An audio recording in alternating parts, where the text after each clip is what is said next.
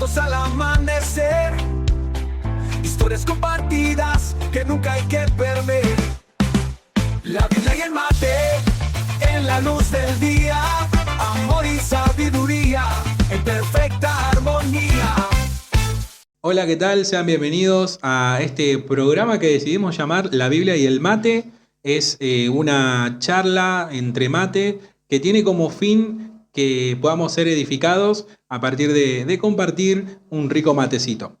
No quiero continuar sin presentar a quien nos va a estar acompañando, al pastor Abel Montenegro. ¿Qué tal, Juan? Qué lindo estar acá otra vez. Bien, ¿cómo estás vos? ¿Bien? Bien, todo bien. Bueno, me alegro. Una vez más nos encuentran los hermanos compartiendo mate. Exacto. ¿Tenemos el mate preparado? Tenemos el mate preparado, no tenemos azúcar, tenemos edulcorante. Claro. Porque nos estamos cuidando. Exacto. Y quería preguntarte, pastor, una vez más, ¿cuál es tu expectativa para con este espacio? Bueno, la expectativa es que primero sea de edificación y que sea de agrado para todos los que nos escuchan. Sí. Y que puedan todos recibir de lo que nosotros llegamos a hablar una bendición en el conocimiento de Dios. Porque realmente tener conocimiento de Dios es una bendición, ya que a veces, lamentablemente, la ignorancia nos lleva a caminos truncados y que encima lo peor es que no sabemos. Claro. Entonces terminás preguntándote qué pasó. Sí. Lo bueno de este espacio es justamente eso, que al charlar podemos ir identificando aquellas cuestiones que capaz que la estamos haciendo por inercia o la estamos haciendo porque lo aprendimos de esa manera y nunca lo repasamos, pero cuando cruzamos experiencias, cruzamos conocimiento, podemos construir algo nuevo. Sí, muchas veces, básicamente recibimos sin reflejar lo que nos están dando, sin ponerlo en observación, sin mirarlo, sin estudiarlo, y lo repetimos. Entonces, lo que otro dice, decimos, qué bien. Suena lindo. Suena paquete. Claro. Y lo compramos. Claro. Y luego lo repetimos. Y ahí hay un problema cuando repetimos por repetir y no lo repasamos. Que justamente es el tema que hoy nos reúne, que le pusimos por nombre, o el tema ¿cuál es? Y vamos a inventarle un nombre ahora. Pero vos fíjate, ¿no? Hay caminos que al hombre le parecen buenos, pero su fin es muerte. Y lo que más a veces me preocupa a mí es justamente tener un buen reflejo de la realidad según Dios. Y continuamente estoy repasando mi realidad, mi existencia, y todo lo que pasa en el mundo y lo que pasa en la actualidad, según la palabra de Dios, revisando una y otra vez, tratando de recibir la sabiduría que viene de Dios y estar así seguro de que si estoy en este camino, tenga la convicción del Espíritu Santo por la palabra de no estar errando, porque no quisiera que me pase lo que a muchos les puede llegar a pasar, que uno está convencido de que esto está bien, de que esto está bueno, pero después te encontrás con un montón de incógnitas y no sabes para dónde disparar. Porque suena lindo, porque hace bien aparentemente. Sí. Y ahí recién señalaste el versículo que dice que al hombre le parece derecho. Sí. Y nos prende las alarmas. Porque como seres humanos, como hombres, hay un montón de cosas que nos parecen derechas, ¿no? Que en nuestro parecer parece bien. Y el tema de hoy es hablar sobre el neopentecostalismo. Bien, bueno, es un tema el neopentecostalismo. Es un tema de mucha actualidad y que abarca cada vez más a las iglesias evangélicas en general, ya no solo a los pentecostales, sino también a los bautistas. Salpica a otras denominaciones. Totalmente. Y más en este mundo contemporáneo de la masificación que hay con respecto a los medios tecnológicos, a los medios de comunicación. Hoy TikTok, Instagram, YouTube, Facebook se han convertido en herramientas tan poderosas de comunicación que así como corre la verdad, corre la mentira. Sí, masifica todo. Claro.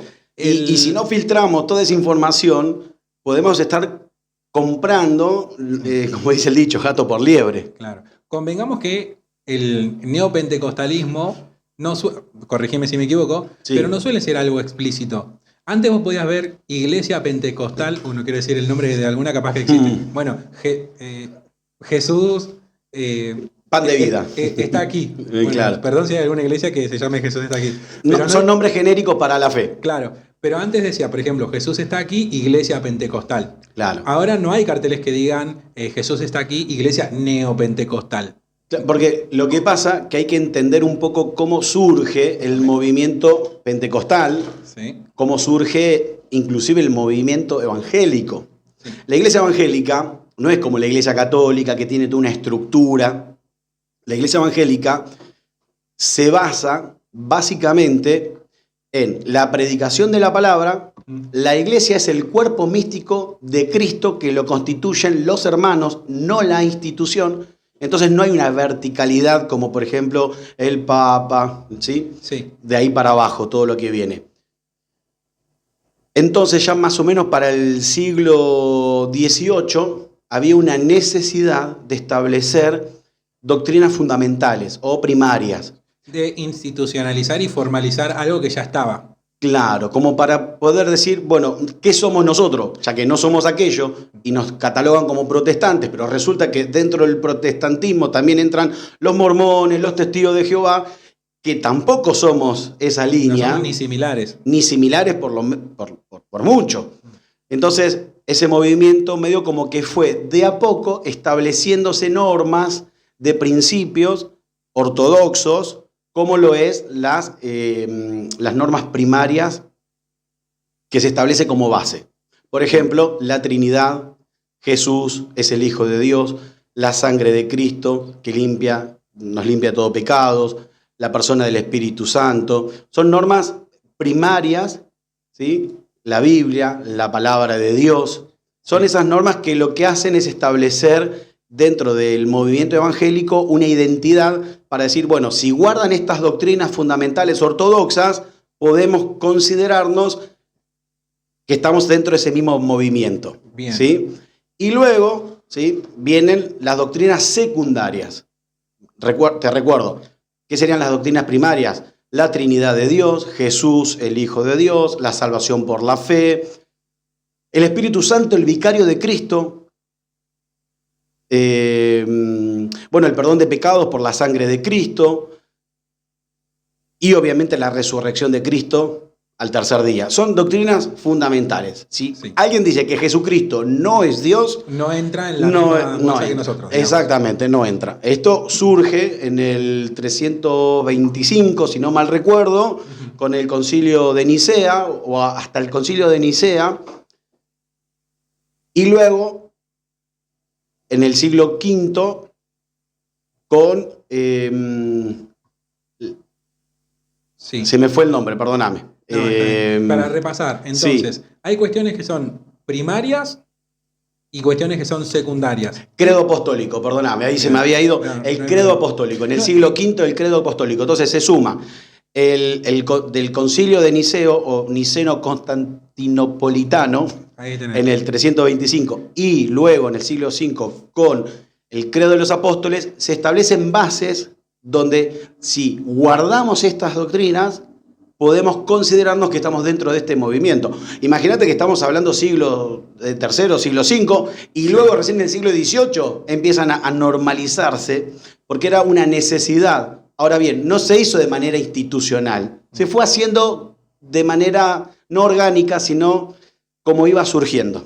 Sí. Y a medida que se iban estableciendo redes de congregaciones y de consejos pastorales, y se iban estableciendo la comunicación interna entre las iglesias, se iban como acomodando, y eso, bueno, fue dando lugar a que surja el movimiento evangélico, pero no es piramidal. Todavía igual no cerramos la llave, seguimos como en lo primario y lo amplio. Claro, porque después vienen las doctrinas secundarias, y en las doctrinas secundarias surgen las denominaciones. Ahí va. Los pentecostales, los bautistas, Sí.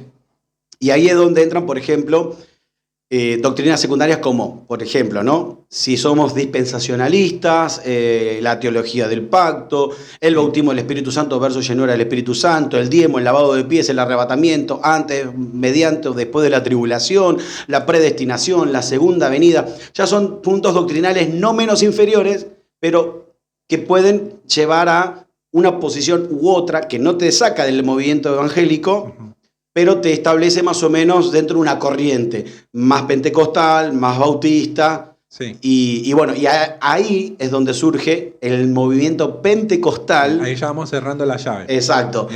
Bien. Hace ya más o menos 120 años más o menos, surge el movimiento pentecostal carismático en Estados Unidos, donde se le daba lugar más a lo que es la llenura del Espíritu Santo, las manifestaciones del Espíritu Santo, los dones del Espíritu Santo para sanidad, para liberación. Sí. Y lo que tuvo el movimiento pentecostal es que en los próximos 100 años, más de 600 millones de personas se sumaron a la fe cristiana. Es decir, arrasó, Sí. duplicó, cuadruplicó, y con respecto a las otras denominaciones, el movimiento pentecostal creció exponencialmente. Y así como surgió el movimiento pentecostal como una continua edificación del movimiento evangélico y un progresivo continuo, en la década del 60 más o menos, del 70 en Estados Unidos y con los predicadores de la tele, Los telepredicadores. exactamente, empiezan a aparecer doctrinas novedosas, Sí. doctrinas que ya no son secundarias, sino que entraría más bien en una interpretación de algunos textos bíblicos donde, ¿por qué se los llaman neopentecostales? Porque conservan las doctrinas primarias Sí. y secundarias de los pentecostales, pero a lo que se llama exégesis. ¿Qué es una exégesis? Es el estudio de la Biblia interpretando lo que el autor realmente quiso decir para no decir otra cosa. Claro, que nada del quien lo está interpretando o está haciendo injerencias en el texto está como manchando o sesgando la interpretación. Porque eso sería una eisegesis. Claro, una eisegesis es cuando yo saco un texto, le doy mi propia interpretación por fuera del contexto original, Sí. para decir algo que en realidad el texto bíblico no lo dice. Sí. Acomodar un poco la palabra al parecer de uno. Claro, como por ejemplo, viste, el apóstol Pablo, vos conoces este pasaje, todo lo puedo. En Cristo que me fortalece. ¿Y cómo es el contexto de ese pasaje? Bien. Lo que me gusta de esa frase es que la escuchamos hasta el cansancio. Sí, Escuchamos a alguien frente a algún desafío decir, todo lo puedo en Cristo que me fortalece. Y me mando. exacto. ¿Nos mandamos a qué? Y algún emprendimiento, a construir o a lograr algún sueño, algún estudio, pero frente a un desafío, como Claro. que se empieza a repetir como una especie de mantra. Claro. Yo digo, todo lo puedo en Cristo que me fortalece, entonces voy a poder. Claro, Después, algunos lo han hecho remeras, otros lo han hecho calcomanías, algunos se sacan una foto en el gimnasio y pone todo lo puedo en Cristo que me fortalece. interesante la del gimnasio, ¿eh? Sí. ¿Qué tiene que ver además? No, bueno. Hay, una... Ahora, si son Sí. declaraciones de fe para identificarse con la palabra, está todo bien. El tema, como vos bien decís, repiten tipo mantra, como que esa va a ser la llave para que lo que yo ahora me mando a hacer, Sí. voy a tener el éxito asegurado. Claro. Y lo más lindo es que si hacemos un poquito para atrás esta frase o esta sentencia que dice el apóstol Pablo, vemos que él dice, he sabido vivir en tiempos de escasez y en tiempos de abundancia. Punto. Sí. Todo lo puedo en Cristo que me fortalece. En ese contexto. Claro. Viene a ser como yo lo tomo como una reflexión a partir de la experiencia. Bien. Porque él vivió un tiempo de abundancia y un tiempo de escasez. Sí. Mira para atrás y dice, he sabido vivir. Porque no es, vino lo malo y vino lo bueno y ya está ahí. No, sino he sabido. Lo cual nos habla de un piloto de tormentas. Vino la escasez, gestioné. Vino la abundancia, gestioné. Y ahí él no dice, y bueno, gracias a Dios que me dio la fuerza. No, todo lo puedo en Cristo que me fortalece. Después de haber gestionado todo. Claro. No es que se mandó a hacer. Claro. Y esto yo creo que tiene un poco de relación el pensar que hay fórmulas o frases mágicas para solucionarme la vida. Bueno, justamente, yo te hablaba de movimiento. Ujú. nosotros nos salimos de un repollo. Y los cristianos modernos de la ciudad, decía una canción de Sinergia, Sí. cristianos modernos, bueno, se alimentan de nuestra contemporaneidad. Imagínate, en la década del 60, del 70, empezaron a haber telepredicadores que a su vez empezaron a amontonar a concentrar mucha gente con un evangelio de prosperidad, de sanidad, de abundancia, de dinero, de salud, de amor. Que no por casualidad justo iba acompañado a la demanda de la sociedad. Totalmente. Porque, por ejemplo, no hay mejor momento para algún telepredicador con malas intenciones o con ganas de ser visto que en tiempos de escasez hablar sobre prosperidad. De prosperidad, el reino de Dios acá y ahora. Entonces, ¿Cómo sería eso? ¿Cómo si el reino de Dios es acá y ahora, y yo soy embajador y soy un príncipe de los cielos, yo ahora puedo ordenar, decretar, yo puedo atar, reprender la miseria, la pobreza, y puedo de esa manera gestionar con un poder que Dios me dio para así abrir puertas de salud, puertas de bienestar, puertas de riqueza. Sí, como que las promesas que tenemos se reducen a vivir algo acá y no nada tiene que ver con la salvación, con el hacer tesoros en los cielos, como que no, el tesoros en los cielos es acá y ahora. Por eso es acá y ahora. Ahora Cristo gobierna el mundo. Ahora yo soy el representante de Cristo para el mundo, pero con fines, y por eso para mí el movimiento pentecostal arrasa, porque la gente bajo un corazón viciado de la vieja, el apóstol Pablo habla del viejo hombre viciado de la corrupción, no se predica un evangelio de arrepentimiento, sino de prosperidad. Claro. Entonces, el corazón de esas personas que no reciben la buena semilla, para mí reciben una semilla errada, equivocada, donde no es venía Cristo para salvación, para perdón de pecados, sino venía Cristo para que Cristo te saque el juicio. Bueno, y te prospere y cambies el auto y pongas tu propia empresa y seas gerente y multipliques y ganes en dólares. Entonces las personas que quieren mágicamente que sus problemas se solucionen sin tener un corazón transformado, sino todavía viciado por el viejo hombre, vanidad, vanagloria, orgullo, altanería, reciben esa enseñanza y te dicen yo quiero. Sí. Y ahora hay una relación, pensaba en esta forma de presentar al Evangelio y presentar las promesas de Dios y la Biblia con justamente algo que también sale en televisión, que no estamos diciendo que los telepredicadores son todos así o eran todos así, pero hay también un poco de llame ya. Como que vos estás mal, bueno, listo, llama, pactá con Dios y mañana te llega a la puerta de tu casa tu bendición. Bueno, el llame ya da pie a los actos proféticos. ¿Los actos proféticos qué son? Toman un texto de la Biblia, una historia de la Biblia, algo que ocurrió, y le reasignan un poder mágico donde a través de esa acción, porque fulanito, no sé, por ejemplo, la vara de Aarón reverdeció. Entonces vengo yo ante una congregación con un palo de escoba y dice, esta es la vara de Aarón que va a reverdecer y tu vida va a reverdecer, vení, toca el palo. ¿Sí? Actos proféticos. Bueno, a ver, primero que el palo reverdezca. Claro. Pues si no reverdece, ¿qué pasa ahí? Entonces, estos actos proféticos como, por ejemplo, derramar sal, vino, aceite, dar vueltas a la manzana, a veces uno, en su buena intención, piensa, sí, qué bueno. Entonces, como la fe sin obras es muerta, tengo que hacer algo. Pero Dios no nos manda a hacer actos proféticos. Dios nos manda a ser obedientes a su palabra, a creer a sus promesas y a esperar en Él. Porque se confunden, creo yo, lo que es un acto profético, como estás nombrando vos, con lo que es tener fe. Como que, bueno, yo por fe, la Biblia dice que lo que pisare la planta de mis pies, eso será mío. Entonces voy y piso el auto todo que me quiero comprar. Claro. Bueno, lo que pasa es que en los actos de fe lo que lleva a la gente es a un misticismo. Un misticismo que luego los va a llevar a una decepción.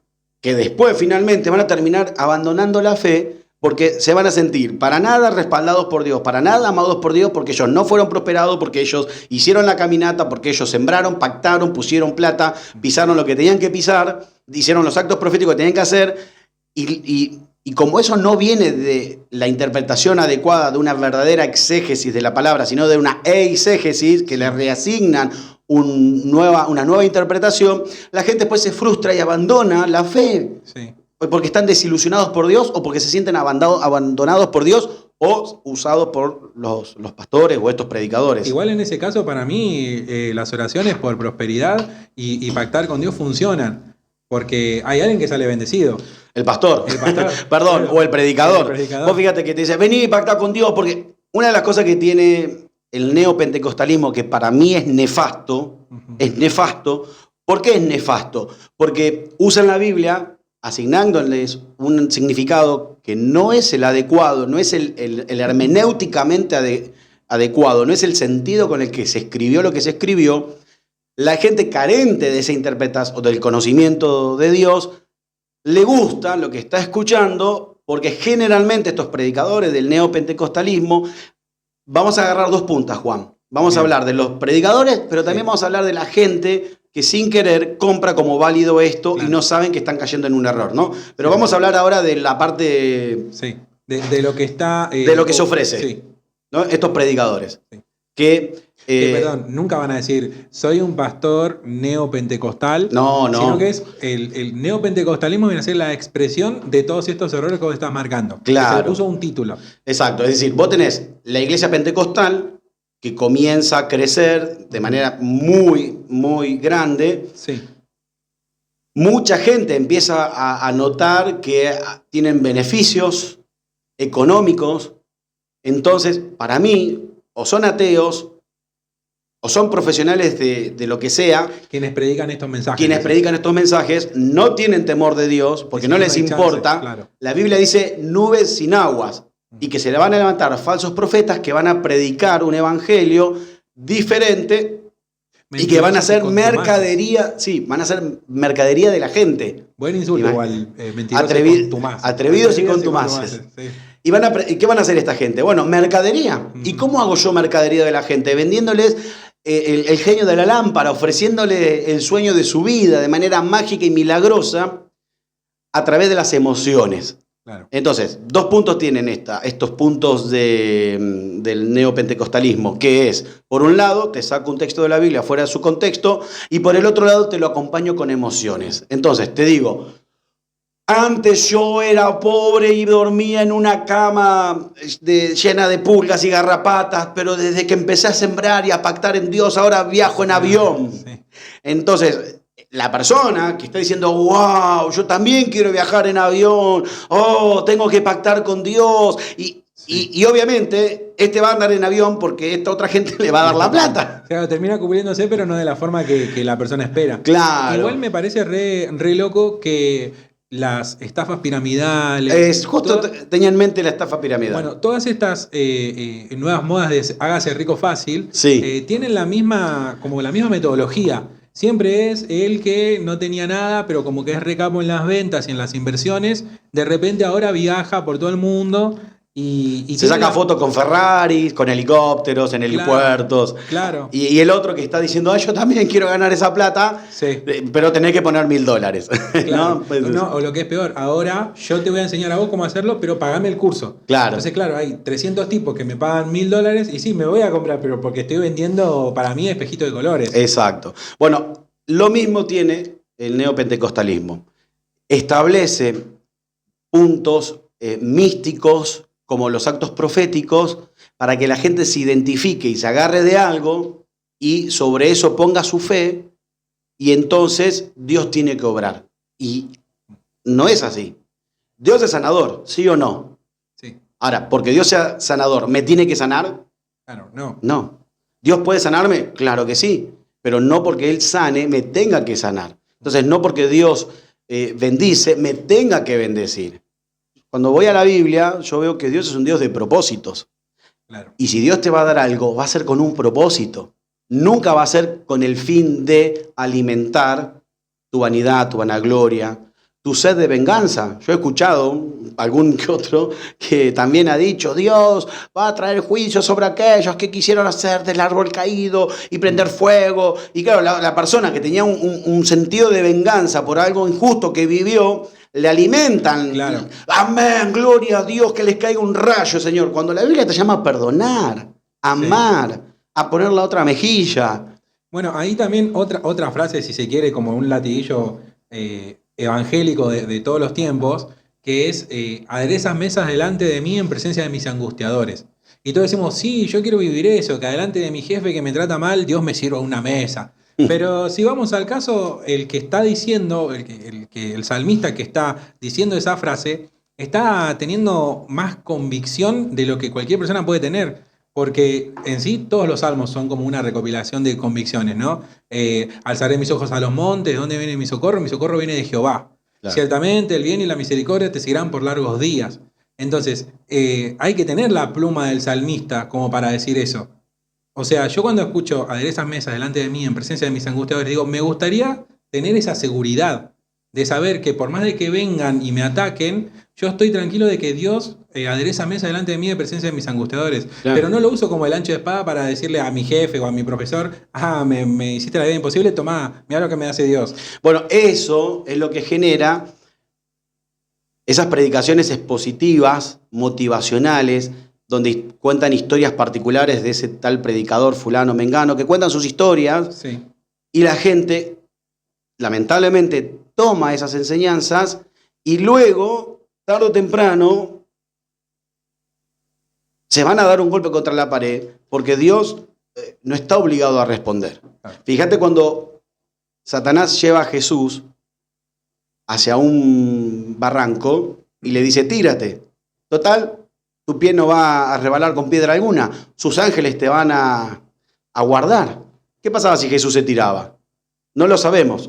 Claro. Pero sí sabemos lo que Jesús le respondió. No tentarás al Señor tu Dios. Es decir, Dios, vos me tenés que bendecir porque me tenés que bendecir. No. Dios, vos me tenés que sanar porque me tenés que sanar. No. Dios, vos me tenés que liberar porque me tenés que liberar. Sí, Dios te va a liberar de la opresión del diablo. Eso no hay duda. Porque el Evangelio vino para salvación, para sanidad y para liberación. La cuestiones materiales, para mí, ya entra en un segundo plano, acorde a un propósito divino para con cada uno, según el llamado de Dios de cada uno. Claro, y entonces, ahí en lo que vos decís, perdón que te interrumpa, en lo que vos decís, hay una luz que se tiene que prender. ¿Era mentira lo que Satanás le estaba diciendo a Jesús?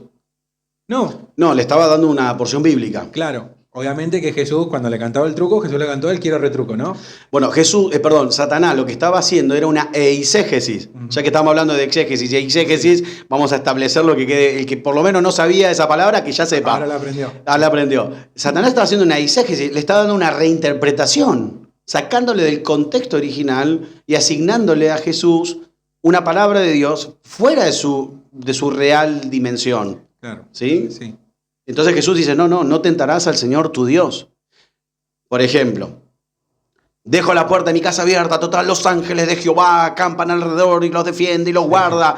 No tentarás al Señor tu Dios. Vos tenés que tomar tus recaudos, vos tenés que trabajar, vos tenés que hacer tu vida. Y lo que sale de tu responsabilidad está el cuidado de Dios. Sí. ¿Sí?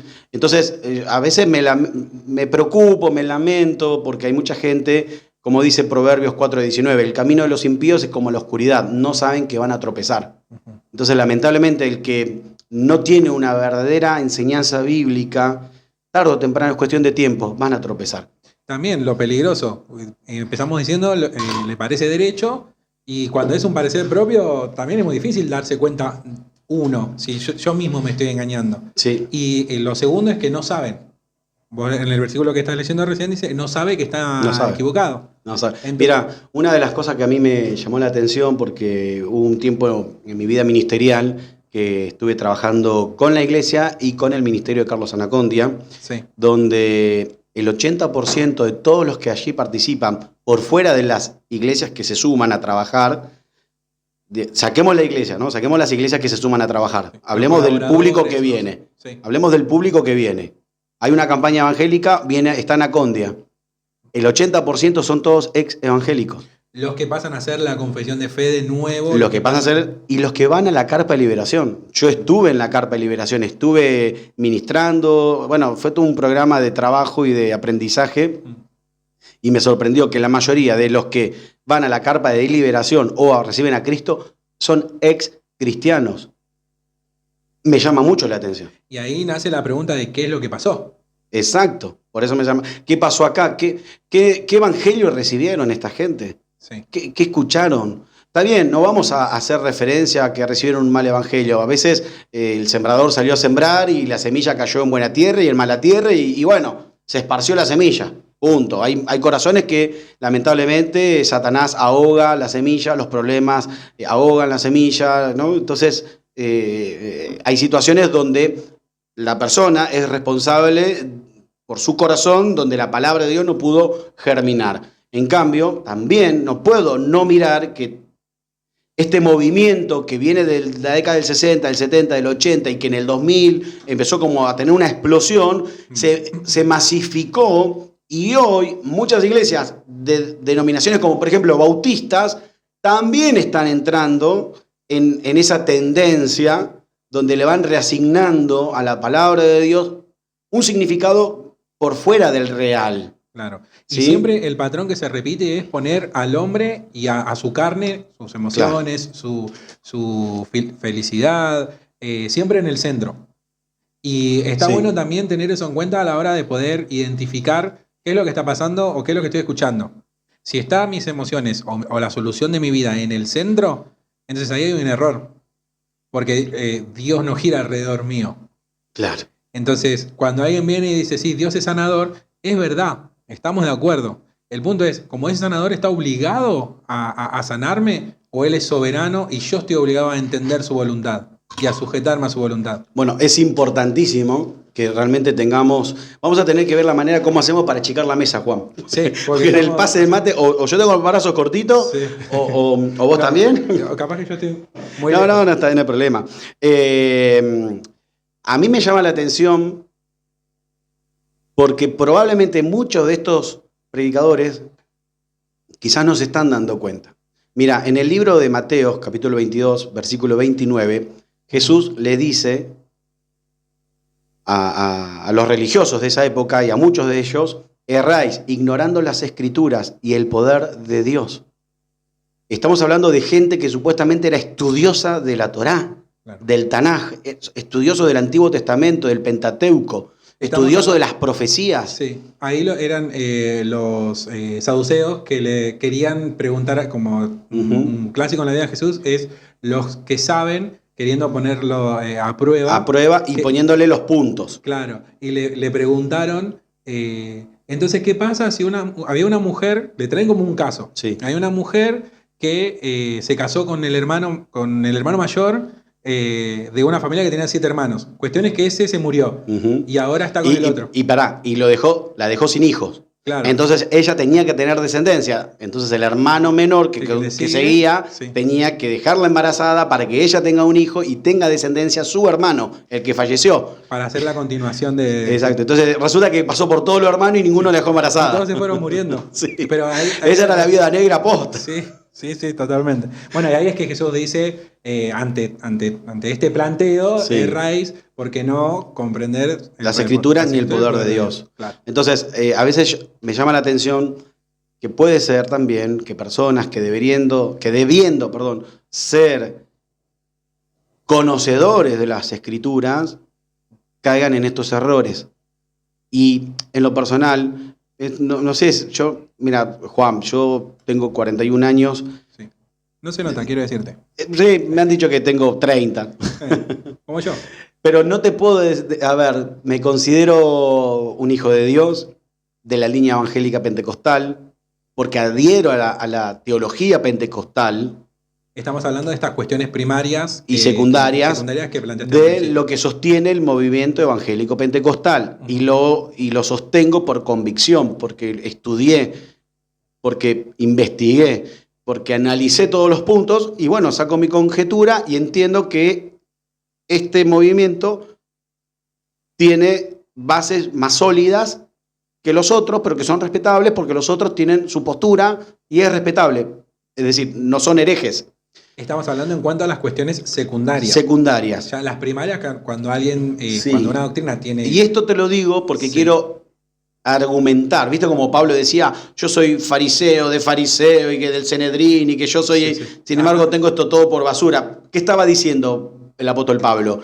Yo tengo cartas, ¿no? Bueno, de alguna manera humildemente yo quiero decir, yo también tengo cartas al decir, conozco el paño. De recomendación. Claro, conozco el paño evangélico, me crié en este movimiento y bueno, me da mucha pena que se haya corrido demasiado el velo de la verdad y mucha gente asimile como algo natural, bíblico, algo que realmente no proviene de Dios y bueno, luego después vienen gente que, bueno, abandona la fe, ¿no? Claro. Y tienen concepciones equivocadas de la fe y todo esto nace por la negligencia, muchos de que ignoran las escrituras.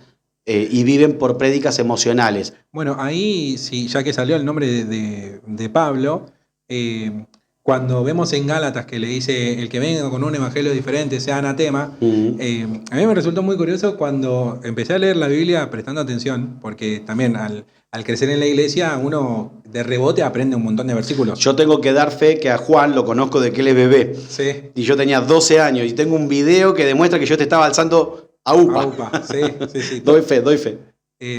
Y entonces uno va como aprendiendo un montón de versículos, pero cuando le presté atención, en especial a la carta de Gálatas, la frustración con la que les hablaba Pablo, diciéndole... ¿Gálatas insensatos o qué parte? Justo cuando le está diciendo esto de que si viene un evangelio diferente sea anatema, que dice, estoy maravillado de qué tan rápido se... Porque uno dice, estoy maravillado de qué tan... Como que lo lee como poéticamente. Claro, en realidad Pablo no lo podía creer. Claro. Pablo no lo podía creer. Estaba asombradísimo de cómo se desvirtuaron de la verdad tan rápido. Sí. Tanto que él dice, ¿quién os fascinó? Dice la Reina Valera. Sí. Pero en realidad hay otras versiones que utilizan la palabra ¿quién os embrujó? Porque la palabra del griego original más se traduce a brujería que a fascinación. Y en el griego original esa palabra impactaba mucho más porque se relacionaba a un poder negativo, satánico de brujería. Como un encantamiento. Como un encantamiento. Entonces, si bien uno dice ¿quién nos fascinó? Según la Reina Valera, y vos ves, por ejemplo, la NBI o Dios habla hoy, etcétera, muchas utilizan el verdadero significado de la palabra del griego a donde Pablo quería llegar. ¿Quién os embrujó? Porque estaba atónito, no lo podía creer. Claro. Sí, es más, y en una parte, cuando dice, a ver, una sola cosa quiero saber de vosotros. ¿Recibisteis el Espíritu por fe o por las obras o por las obras? Y cuando uno lo lee dice, bueno, quiero saber esto. No, pero en realidad dice, quiero saber esto usted. A ver, como diciendo, ya está. A ver, repítanme esto. Por lo menos repítanme esto. Que saben que no es por obra, sino que es por fe. Bueno, eso es como ahí para darle el peso a ese versículo que está diciendo sobre ser anatema, claro, con la frustración que está escribiendo. Alguien que le dedicó tiempo. Porque Pablo les está poniendo a ellos la responsabilidad de ser los verdaderos escudriñadores de la palabra. Sí. Ellos son los que deben estudiar y conocer para que no les pase lo que les pasaba. Sí. Porque de hecho, inclusive en la Biblia tenemos algunos líderes religiosos, inclusive dentro de la iglesia evangélica, dentro de la iglesia primitiva, sí, que aún los apóstoles decían, con ese no se junten, porque ese no prohíbe inclusive a los hermanos recibirlos en la casa. Entonces ya de aquel tiempo, ¿no? Había manipuladores. Ahí estás nombrando a la carta de Pedro cuando está hablando de Diótrefes. Exacto, sí. Bueno, que justamente también comparte la misma problemática el segundo de Pedro con lo que está pasando con los Gálatas. El contexto es que hay gente enseñando cosas que no tiene que enseñar y la gente que escuchó a Pablo en su momento ahora empezaba a escuchar estas nuevas enseñanzas. Por Exacto. eso él dice que si viene un evangelio diferente. Que es lo mismo que está diciendo Pedro en su segunda carta, también atacando a gente que encima estos estaban haciendo ricos, porque cobraban, porque tenían, salvando la distancia con lo que estamos hablando de quienes manipulan la palabra. Sí. Pero más o menos los dos tienen la misma problemática, de falsos maestros enseñando. Por eso que en el 325, a través del concilio de Nicea, se vio obligado, para contrarrestar malas enseñanzas, por ejemplo también la de Arias, que decía que Jesús no era Dios, se tuvo que establecer una pauta. Claro. Y luego, salvando la distancia, ¿no? Vamos al movimiento evangélico, donde también se tienen que establecer pautas para poder decir, bueno, somos hermanos. Sí.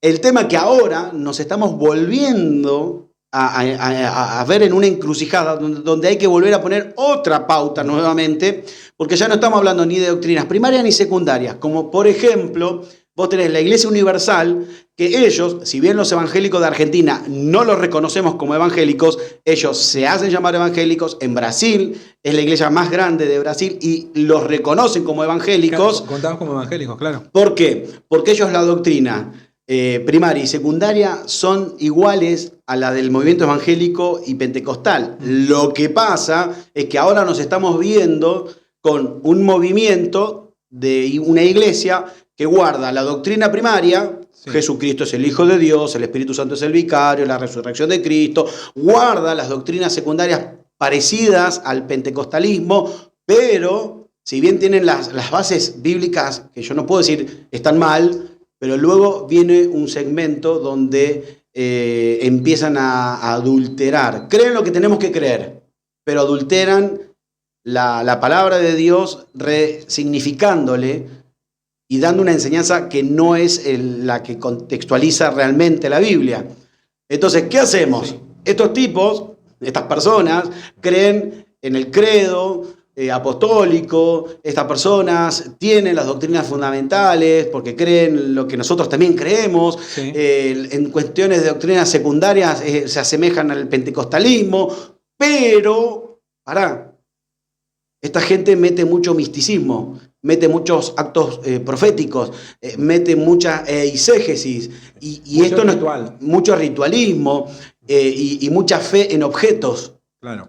Entonces, ¿por qué el acto profético para mí es un acto de misticismo? Porque mete mucho objeto cuando nosotros solo necesitamos el poder de Dios y la fe y la obediencia y nada más. Claro. Entonces nos estamos viendo hoy en un tiempo crucial donde tenemos que empezar a reevaluar esto y decir,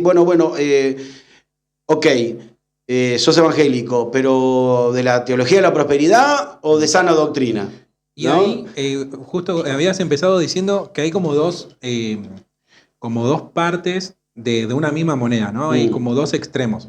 Uno es esto más institucionalizado de pastores, denominaciones, sí. Gente que cae en estos errores porque lo enseñan.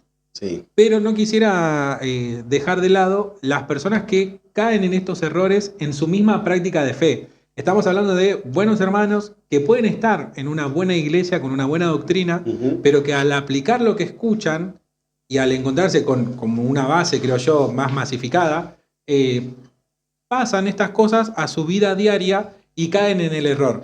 Hermanos que no van a decir soy neopentecostal, ni escucho a un pastor neopentecostal. Es que no existe iglesia neopentecostal como título, como vos bien decías. Simplemente son movimientos que se tiran para la bendición hoy, ahora, la salud, la prosperidad, la teología. Se engloba en la teología de la prosperidad, ¿no? Sí. Entonces, resulta que inventan canciones, como por ejemplo, algo grande viene para ti. Viene para ti. Sí. Es hermosa esa canción, y no estoy ni en contra del autor, ni de las iglesias que lo cantan, ni nada, me parece maravilloso. Pero con esta corriente de pensamiento que se está como universalizando, sí. Cuando no hay un buen discernimiento y escudriñamiento de la palabra, muchos asignan con una mente occidental del 2024... Sí. Y dicen, algo grande viene para mí, sí, viene la empresa, viene el auto.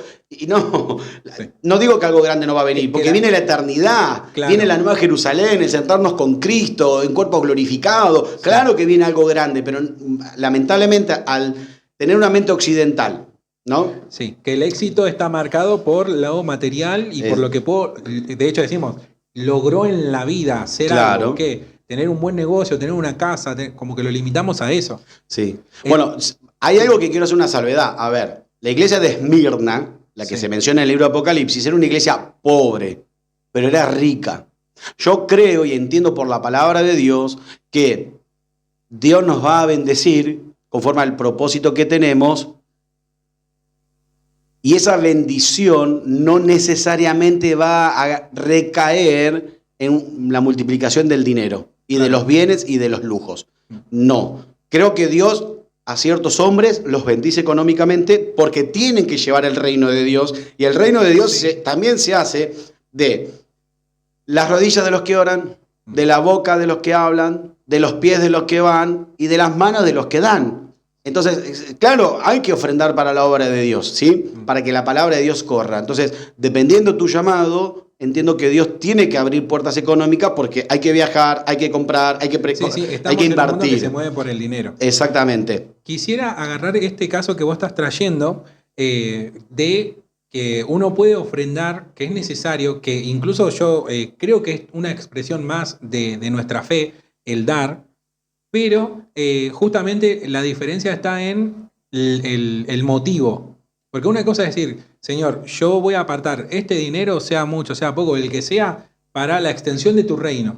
Porque yo sé que este ministerio está haciendo las cosas bien y los quiero bendecir. Bien. Es distinto esa ofrenda a yo voy a dar primero fingiendo un corazón alegre para que me multipliques al 100 por 1. Entonces ahí la ofrenda es la misma. Bueno, yo escuché en una radio uno que decía, vení, trae tu ofrenda a Dios y tráele los $1.000 para que Dios te multiplique. ¿Y cuántos son $1.000, hermano? 1.000 o $100 por 100. Ya sacaban la calculadora y claro, acá nos hacemos todos multimillonarios. Claro. Porque Jesús dijo, ¿no? Si alguno pierde algo por causa de mí, va a recibir 100 veces más y la vida eterna. Entonces, claro, imagínate, ofrendar 1.000 pesos, 1.000 por 100. Entonces, wow, acá hacemos todo un numerito. No debería existir la pobreza entre los cristianos. Los Bitcoin, si podés, ¿para qué era la criptomoneda? Bueno, la criptomoneda, ¿no? Claro. Entonces, sí, lamentablemente, pero vuelvo a repetirte, ¿no? Yo creo que hay, como vos decías, hay hermanos con buen corazón, pero que lamentablemente se está filtrando toda esta corriente de enseñanzas. Sí. Para mí falsas, obviamente, sí. Y lo han naturalizado como, bueno, algo de verdad hay, porque suena verdadero. Claro. ¿Podemos hacer eso para cerrar? Sí. Porque lo que hicimos hasta ahora fue identificar un pensamiento o un versículo bíblico, incluso que lo utilizan con estos motivos, y hacer la contrapropuesta. Por ejemplo, cuando hablamos de Dios te va a multiplicar al 100 por 1, un pensamiento sesgado y que tira ese versículo para la bendición propia, claro. Capaz que no lo hace incluso por buscar el dinero porque sí, sino porque realmente lo necesita. Pero podemos darle como la contrapropuesta de eso. O sea, poder desarticular estos pensamientos con la misma Biblia. Es que la Biblia te da la respuesta adecuada. Sí. Mi motivación sería exhortar a cada creyente, así como los cristianos de Berea examinaban si lo que se decía era verdad, así cada uno es responsable ante Dios de examinar lo que escucha para discernir si lo que se está hablando es de sana doctrina. Que es básicamente lo que dice la Biblia, afina tu oído a la sabiduría. Sí. Ahora bien, no todos tienen el conocimiento adecuado para darse cuenta. Por eso es muy bueno congregarse en iglesias de sana doctrina. ¿Y cómo sabemos si esta iglesia a la que yo estoy yendo es de sana doctrina? Bueno, muy fácil, muy fácil. Primero, si todo lo que ronda es en la fábula, en el cuento, en la fantasía y en la prosperidad, salí de ahí. Salí de ahí porque te están contando un cuento. Hay que identificar en dónde está centrada la acción, si en el hombre o si en Dios. Exactamente. Entonces, ¿dónde está centrado? A ver, ¿es una predicación expositiva o es una predicación motivacional? ¿Qué es una predicación expositiva? Es una predicación donde se lee el pasaje, donde se desglosa, donde se añade y se cuenta el contexto y lo que se dice y por qué se dijo y cuál es la aplicación para la vida del día de hoy. Es expositiva, donde van pasajes, libros y te dan toda una enseñanza para conocer la voluntad de Dios. Ahora, si es motivacional o historias particulares del pastor, donde el fin de manera grotesca es poner plata para que Dios te dé y pactar con Dios para que Dios te dé, o el fin es que de alguna manera todo ronda en plata, o bendición, prosperidad, salud, todo eso, felicidad plena, salí de ahí. Esa no es una iglesia de sana doctrina. Tenés que preguntar cuál es la declaración de fe. Si te dicen declaración de qué, andate, porque no saben ni lo que creen. Claro. ¿Sí? Toda iglesia tiene que tener una declaración de fe. ¿En qué creemos? ¿Sí? Y si la predicación siempre ronda en enseñar la palabra de Dios, gloria a Dios. Pero si la predicación es solamente prosperidad, bendición, salud, y show, y fantasías, y cuentos, porque mirá, te tengo que leer este pasaje bíblico, Sí, Juan, sí. el que dice en 2 de Pedro, pero hubo también falsos profetas entre el pueblo, como habrá entre vosotros falsos maestros, que introducirán encubiertamente herejías destructoras, y aún negarán al Señor que los rescató, atrayendo sobre sí mismos destrucción repentina. Y muchos seguirán sus disoluciones, es decir, sus engaños, por causa de los cuales el camino de la verdad será blasfemado. Es lo que está pasando hoy en nuestros días. Y por avaricia harán mercadería de vosotros con palabras fingidas. Palabra fingida, hermanito querido, Dios te bendiga, qué lindo verte. Después no me importa si estás bien, si estás mal, si estás llorando, si tenés hambre. ¿Qué me importa? Acá lo que importa es que vos vengas y hagas bulto acá en la iglesia, hagas que somos bulto y después te vayas a tu casa. Y después, no sé, ¿viste? No me importa cómo te va. Palabras fingidas. Sobre los tales, ya de largo tiempo la condenación no se tarda y su perdición no se duerme. Es decir, juicio de Dios va a venir por esas personas, pero nosotros tenemos... Así que por la duda, quédate lejos de esa persona porque a veces todavía la liga de rebote. Claro. Vos fíjate que Pablo le dice a Timoteo, cuida de esta palabra, digamos, de la sana doctrina, porque si predicas esto, te salvarás tú y los que te oyesen. Si Timoteo se desvirtuaba, se iba a perder ¿quién? Claro. Timoteo y los que lo oyen, sí. lo oigan, perdón. Sí. Lo oyesen. Entonces, es importantísimo que nosotros tengamos ese celo de descubrir, a ver, esta congregación a la que yo estoy asistiendo, ¿tiene amor de Dios? ¿Se ocupan de mí? ¿Se ocupan de nosotros? ¿Se ocupan de lo que nos está pasando? No digo que se metan en tu vida, bueno, no se tienen que meter en tu vida, claro. Pero hay un sano interés por mi bienestar. Que justamente las corrientes que ponen al hombre como en el centro también generan esto de los super mega líderes. Entonces estos super mega líderes también tienen poder por sobre la gente y son los que te dicen cómo tenés que realizar tu vida, qué es lo que tenés que ver, qué es lo que no tenés que ver. Sí, bueno, está el consejo. ¿Querés que te cuente otra más que está en nuestros tiempos? Sí. Muchos de estos líderes le piden a sus discípulos que lo llamen papi. ¿Cómo? Papi, papá, vos sos mi papá espiritual. Claro. Sacando de contexto el pasaje bíblico del apóstol Pablo que dice, hijitos míos. Pablo lo dice de un modo afectivo, cariñoso. Y también convengamos que es el apóstol Pablo, no... Pero aún así todo, Pablo lo comenta o lo expresa para manifestarles el cariño que él tenía sobre ellos, para hacerles sentir a ellos o que ellos sepan que Pablo los amaba como a hijos. Claro. Pero en ningún momento Pablo se hacía llamar papá, ni tampoco pidió que lo llamen papá. Porque entiendo yo que también Pablo tenía muy en claro cuando Jesús dijo, no llamen a ninguno padre. ¿Por qué esta corriente neopentecostal y estos pastores que están sumergidos en esta corriente solicitan a sus discípulos que lo llamen papi o papá? Para generar un lazo emocional. De manera que a través de ese lazo emocional te sientas ligado a esa persona, sí. Y obviamente después no los abandones, porque si los abandonas, dependes de ellos. Estás abandonando a tu papá. Claro. Entonces, es muy coercitivo. Totalmente. Y la bendición espiritual mía, la espiritual te va a llegar a ti. No, yo no quiero la bendición espiritual de nadie. Yo quiero la bendición espiritual de mi Padre que viene del cielo. Porque Él es el único Padre. Después sí tenemos mentores, referentes, no pastores, obispos, que son nuestros mentores y guías en el camino del Señor.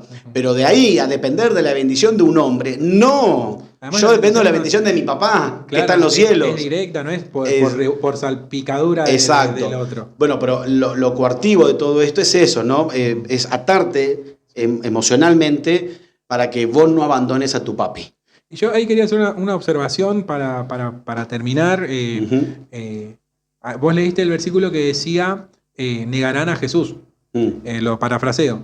Que justamente también es lo que dice Pablo, que se desligaron de Jesús.